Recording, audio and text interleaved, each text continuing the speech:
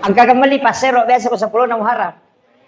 Angka di aliki aga-aga ko 10 na muharram dia na marigaga. Tapi niatnya itu tafaul untuk berkahnya.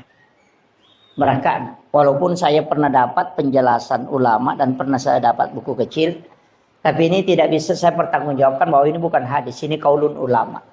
Makanya itu teman-teman teriolo agak lipat tapi pasero, pasering, saji itu neli kan? Bakoro. Magi neli pasering itu paseringnya dia na pakai. Dia itu na pakai. Nagatum itu kusa dia na pintu. Iko nali itu nakibuarang yon ro pak gatu nagatum kusa dia na pintu. Mepi matinro napa na bali.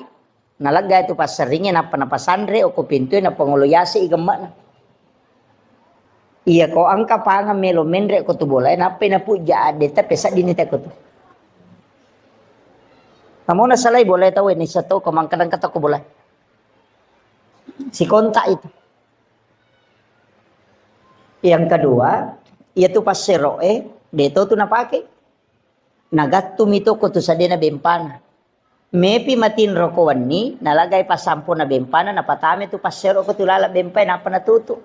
Edena kan na santet tahu ko yaitu napake.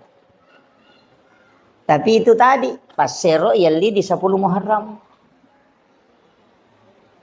Kemudian yaitu patapie siwawa saja ya kongka anak-anak nasuk bujing.